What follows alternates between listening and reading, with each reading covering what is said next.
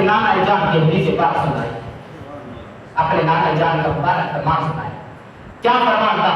فرمایا من رہا سلطان جائر، فرمایا جو کوئی شخص جابر بادشاہ کو دیکھے، فرمایا پھر اس کے خلاف وہ آواز نہ اٹھائے، چپ رہ جائے، فرمایا کل قیامت اللہ رب العزت جس طرح جابر سلطان کو عذاب دے گا اسے بھی ویسے مبتلا کر دے گا۔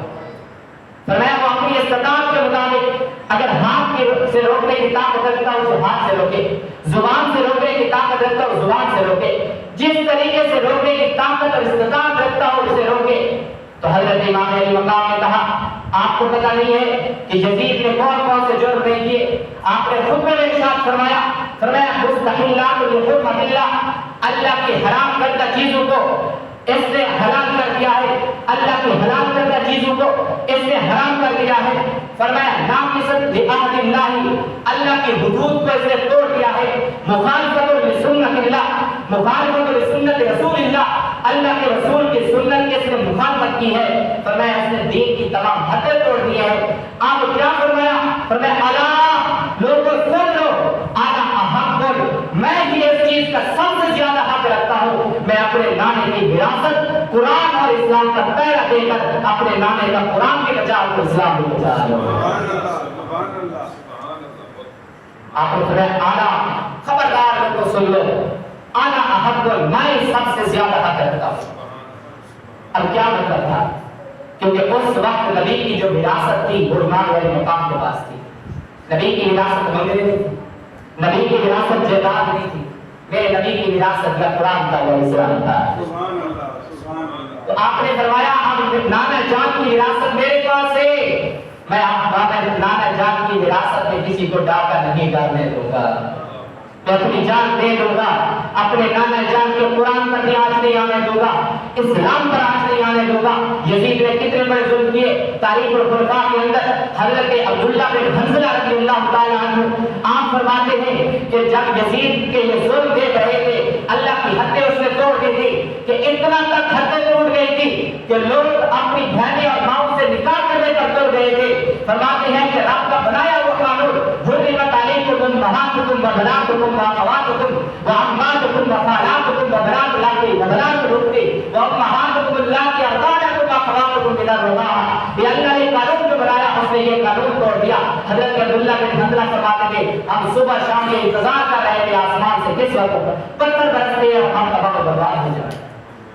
فرماتے امام حسین اگر یہ قدم نہ اٹھاتے تو آسمان سے ہمارے پر پتھر بھی برس سکتے تھے، یزید کتنا عذاب کرتا تھا۔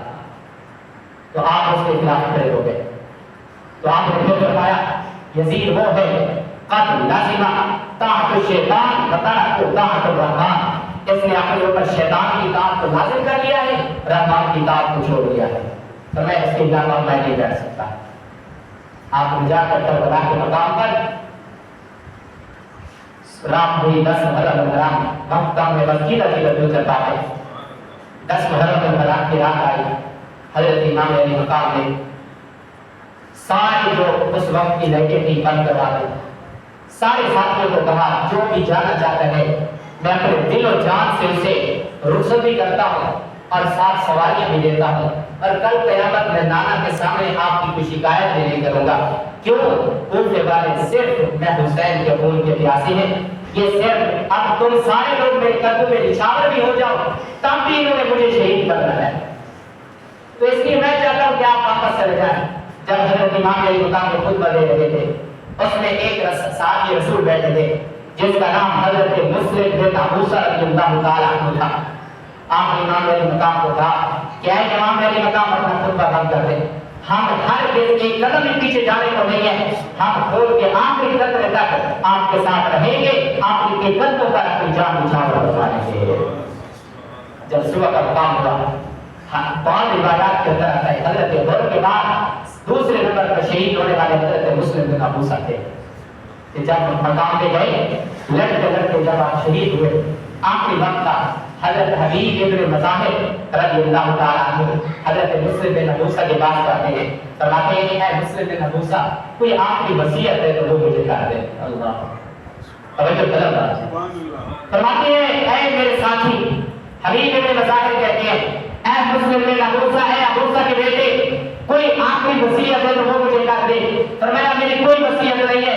اے ابن مظاہر، اے حبیب ابن مظاہر، میں تجھے یہ وصیت کرنا چاہتا ہوں کہ آپ کو قطرے تک امام علی مقام کا ساتھ دینا، ساتھ نہ چھوڑنا. اس نے کہا وجہ کیا ہے؟ فرمایا جو جام شہادت جو میں نوش کر رہا ہوں نا، جتنی مزہ مجھے امام حسین کی محبت میں شہادت کا جام پینے میں مزہ آ رہا ہے، رب کعبہ کی قسم پوری زندگی کسی چیز میں اتنی مزہ نہیں آیا تھا. امام علی مقام کی محبت میں جو میں شہادت نوش کر رہا ہوں، جتنا مزہ مجھے اب آ رہا ہے، میں تجھے بھی وصیت کر کے جا رہا ہوں امام علی مقام کے قدموں میں اپنی جان نثار کر کے جام شہادت نوش فرما لے گا. بس آخری بات. اب سوال یہ ہے امام علی مقام نے سارا کام کیا، اتنا عظیم قربانی کی، کوئی بچے آپ نے ایسے نہیں قربان کرا. امام علی مقام میں جا کے وہ بچے قربان نہیں کرتے. ایک مقصد تھا، ایک نظریہ تھا جس کے تحت آپ نے اپنے بچے قربان کیے، حتیٰ کہ آپ نے اس کی رات پر خود بھی شہادت کا جان نوش کیا. اب دیکھیں میں تو آپ کو بلا تمثیل بلا تشبیہ ایک مثال دوں. میں تو میرے پاس موبائل ہے، یہ 2 لاکھ کا ہے. سارے بندے دیکھیں گے اس کے اندر خوبی کیا ہے، اتنی بڑی قیمت ادا کر رہے ہیں، اس کے اندر کیا خوبی ہے؟ تو میں آپ سے پوچھتا ہوں بلا اعتراض بلا تشبیہ، امام علی مقام نے کتنی قیمت خود کی ادا کی. آگے اس کے بعد آگے چیز کیا تھی؟ آگے چیز کیا تھی؟ آگے چیز تھی محمد کا قرآن تھا یا محمد کا اسلام تھا. ہمیں سبق لے کے گئے تھے کہ میں اتنا عظیم خون دے کے جا رہا ہوں. آپ نے آخری وقت بھی یزیدیوں سے کہا تھا کہ لوگوں دیکھ لو، سن لو، مجھے جان لو میں کون ہوں. اور میں انتما سیدہ شباب اہل جنہ قرۃ عین اہل سنہ. فرمایا میں اور میرا بھائی ہم جلدی جوانوں کے سردار ہیں. مجھے سوچ لو، سمجھ لو، مجھے جان لو، میں تمہارے نبی کا نواسا ہوں. یہ آپ نے تمام حجت کے لیے کہا تھا، نہ کہ آپ یہ چاہتے تھے کہ مجھے چھوڑ دے. کیوں آپ یہ چاہتے تھے؟ آپ نے وقت بھی مولا یہ طریقہ ہے کہ حضرت امام حسین چاہتے تھے کہ میرے نانا کی جو امت ہے وہ میری وجہ سے جہنم میں نہ جائے. آخری وقت یہ کوشش کر رہے تھے کہ میرے خون میں یہ کھیل کر کے جہنم میں نہ جائے. پھر یہ کہہ رہے تھے لوگوں مجھے پہچان لو، میرے خون کی وجہ سے تم لوگ جہنم میں نہ جاؤ. میں تو شہادت جام نوش کر لوں گا لیکن میری وجہ سے تم جہنم میں نہ جاؤ. لیکن انہیں کیا معلوم تھا کہ سامنے بولنے والی کون سی ہستی ہے؟ یہ تھے امام علی مقام. دعا ہے اللہ رب العزت حضرت سیدنا امام حسین آپ کی ایک بابرکت قربانی اور آپ کی اس عظمت والی جانثاری سے اللہ رب العزت ہم امت مسلمہ کو بھی ایسی بہادری عطا فرمائے. اللہ تعالیٰ کی سیرت اور صورت پر عمل کرنے کی توفیق عطا فرمائے. تو آپ کو بتانا ہے